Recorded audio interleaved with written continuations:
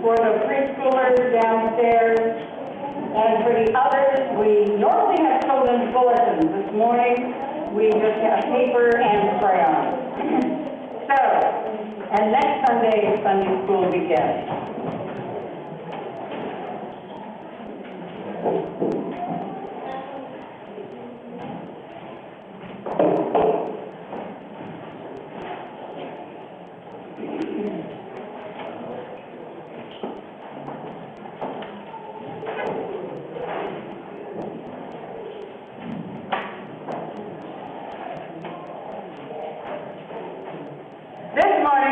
Start with the book of James. The book of James is talking a lot about what we should do as Christians. Actually, the book of Mark, our gospel lesson, has a lot in there too. But in the book of James, it starts by telling us that every generous act of giving with every perfect gift is from above. You must understand this. Rid yourself, sordidness, all wickedness. Be doers of the word, and not merely hearers who deceive themselves. I want you to especially hear this 22nd verse of chapter 1. But be doers of the word, and not merely hearers who deceive themselves.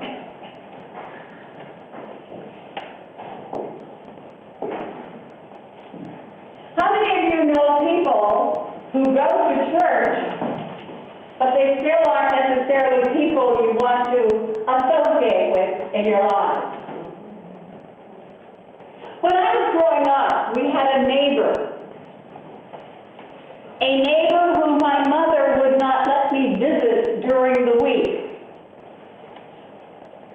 He went to church on Sunday, but during the week, the words out of his mouth were not the kind of words that my mother thought that a child should hear. So she made sure that even though he was a good church goer on Sundays, that I would not visit, that we as a family did not visit with them during the week.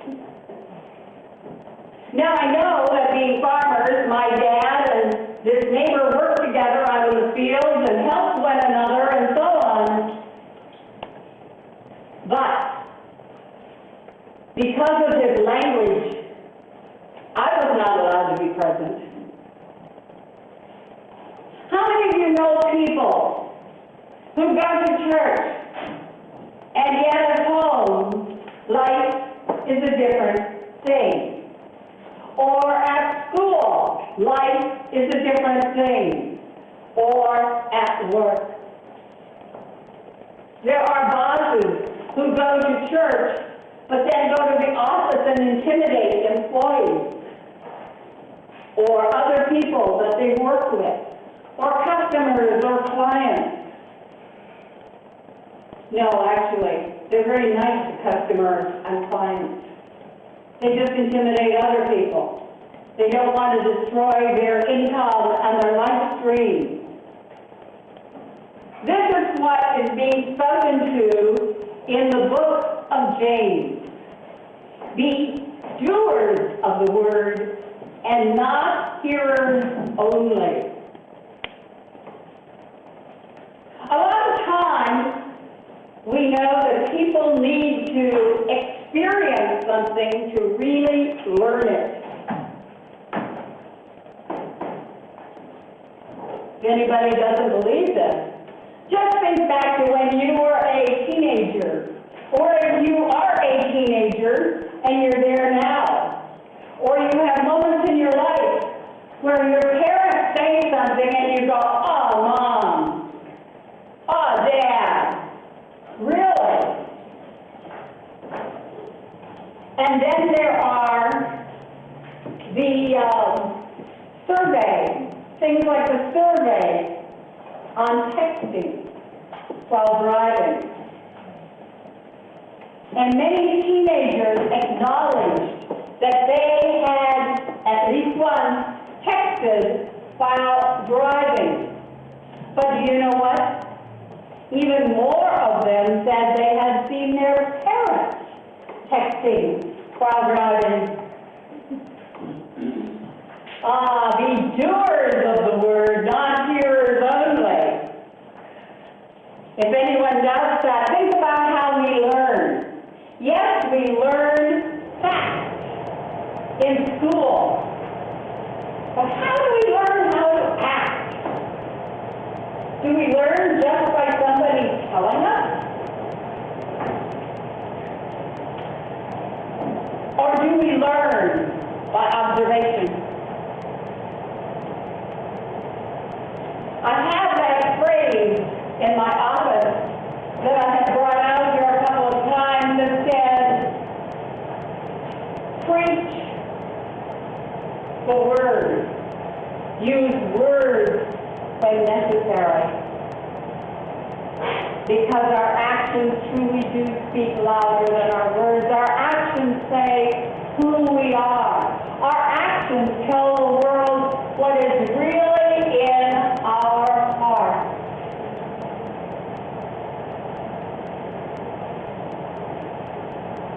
When people are asked to give to charity,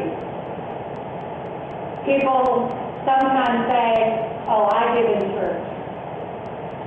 People sometimes say, oh, I give at the office.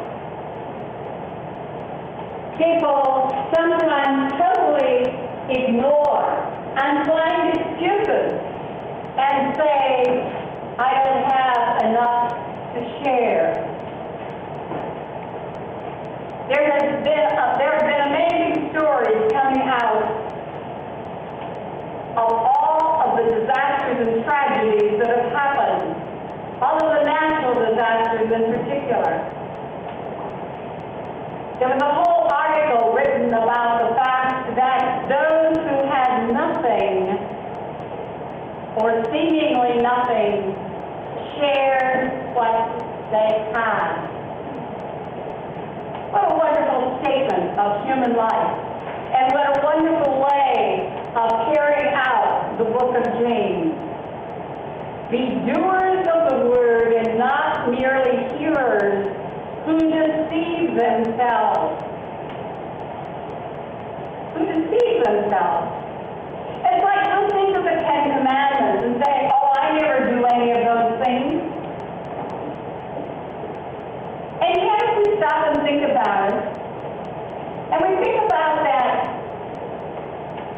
commandment that says, thou shalt not kill, and we think about all the ways in which we have at least injured the spirit of another person.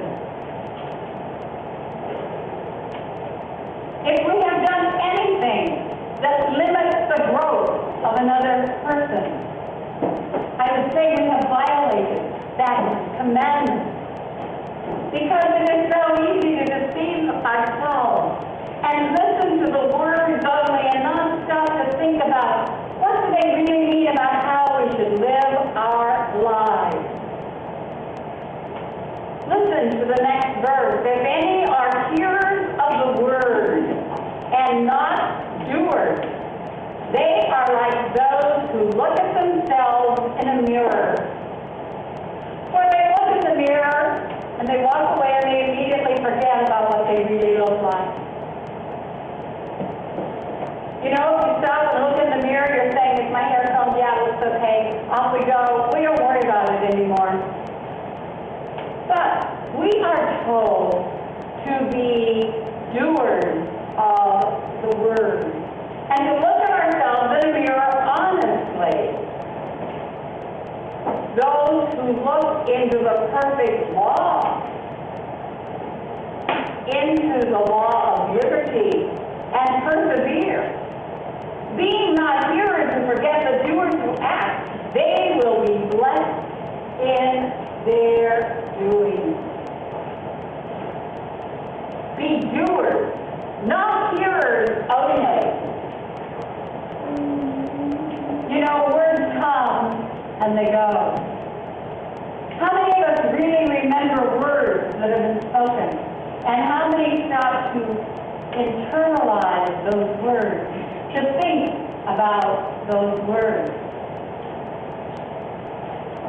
And then, what do? Now we know the words from inside, the words that come at us aren't always kindly. We hope they are in this place. But when they are not, what do? Do we fight back? Sometimes. Do we cry? Sometimes. Do we run away? Sometimes. There are all kinds of responses. Or do we turn on love of the person who has attempted to defile us, who has attempted to use their words against us? Sometimes words are spoken by people who love. One of the phrases that I often remember, if you cannot love joyfully, you will love painfully. If you cannot love joyfully, you cannot openly share your love, you'll find ways to get other people's attention. And they may not be good ways. Because if we cannot love joyfully, we will find ways to stay close with one another, be with one another, but it may involve being in someone's face instead of being at their side. But we are told it's what comes from inside us that defiles. No matter what the world is giving out, no matter what's happening around us, at home, at school, at work, it's our response to that says who we are.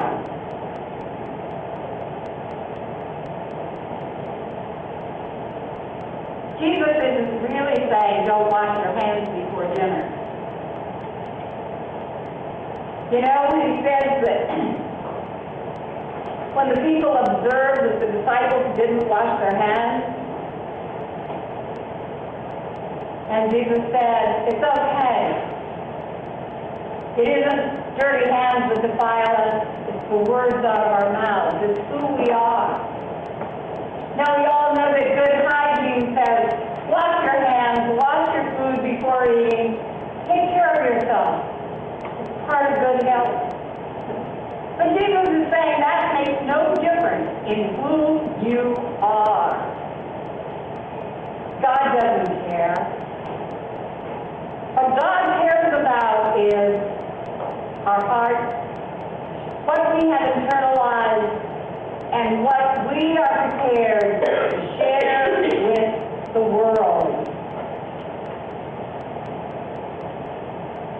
This people honors me with their lips, said the prophet Isaiah, but their hearts are far from me. God doesn't care except about what is in our hearts. How we act, how we display that. And do you know that the more good we do, the more good we are led to do? Doing good becomes a habit. What are the things I'm grateful for? In my own family, was that my mother worked in a nursing home, and when I was in high school, I worked there too. But even before that, she would invite me in, and she would introduce me to some of her special guests, as she called them. The woman in her 90s who was doing artwork. The woman who was writing poetry. The man who learned to play the organ after he retired and was really quite good. And all of these people who were active and busy in life. I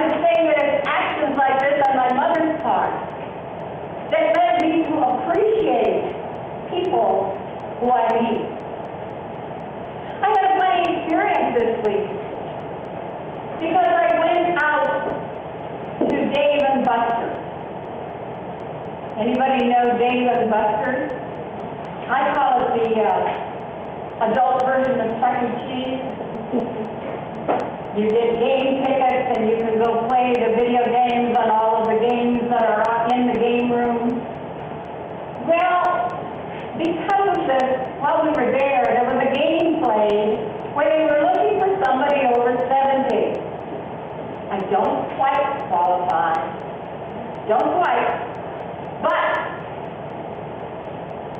the kids, because we were with two of our children, and I should tell you, teenagers, our children are a lot older than you are.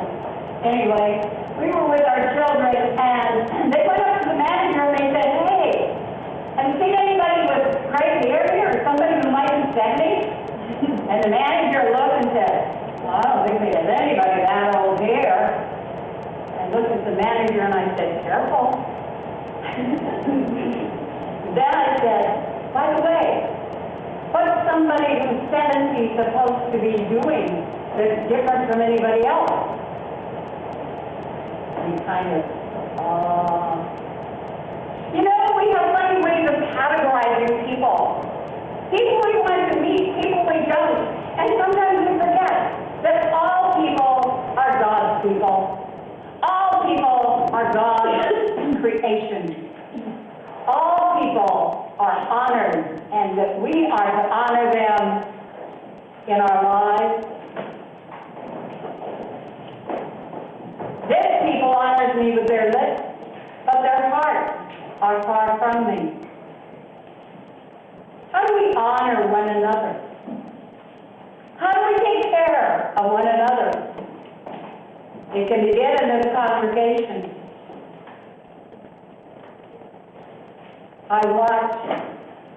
I see people coming into church with smiles on their faces and greeting their friends. But from activities during the week, I know that there may be problems, that there are concerns, that there are sorrows. How do we take care of one another? How do we reach out? How do we learn to know one another's people? Remember when I have said many times when we were passing the peace, look one another in the eye. Greet the person you're greeting. Because when you do, you will see, you will get a glimpse into the soul of that person. And you will tell the person, "I am here for you." How do we take care of one another?